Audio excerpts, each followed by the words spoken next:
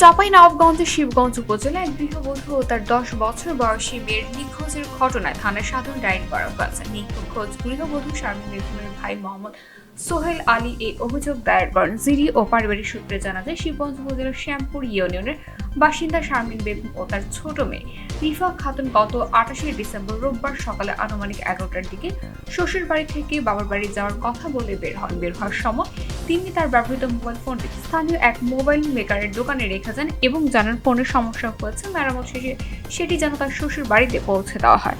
পরে mobile maker ফোনটি শ্বশুর বাড়িতে পৌঁছে দেন। এরপর থেকে মা ও মেয়ে আর কোনো খোঁজ পাওয়া যায়নি। দিনভর শারমিন বাড়িতে ফিরে না আসে তার ননদ শ্বশুর বাড়িতে পৌঁছানোর ফোনটি থেকে শারমিনের ভাই মোহাম্মদ সোহেল আলীকে বিষয়টি অবহিত করে। আমার ভাবি আর আমার ভাতিজি রবিবারের দিন সকাল 11টার দিকে বাড়ি থেকে বের হয়ে গেছে। বাড়িতে কাঁথা পাড়বো বলে, যে কাঁথা পাড়তে যাবো বলে ব্যাগে এক ব্যাগ কাপড় নিয়ে বাড়ি থেকে বের হয়ে গেছে।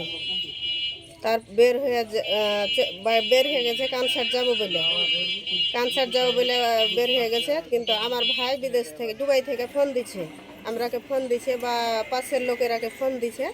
তখন বলছে যে ফোনে পাই না কেন। তখন আমরা বলছি যে কানসার গেছে আমার ভাবি, কাইল আসবো বলে বকরি মুরগি সব কিছু আমরাকে গচ্ছে দিয়ে গেছে যে খাওয়ার দিও। আমার ভাবিকে না পাই আমার ভাই সবকে ফোন দিয়ে মানে সবাইকে বলছে যে কেন পাওয়া যায় না। তখন যেন আমরা বলছি যে কানসার গেছে, আমরা তো কিছু জানি না। এক দুই কইরা যেন খোঁজ নিতে নিতে ওদের মানে বাপের বাড়ি বা তাহের বাড়ি ধরেন আত্মীয় স্বজন যা আছে সবার বাড়ি খোঁজ নিতে নিতে যেন কাহরের বাড়ি পাওয়া যায় না। যখন না পাওয়া যাচ্ছে তখন যেন থানাতে অভিযোগ দেওয়া হয়েছে।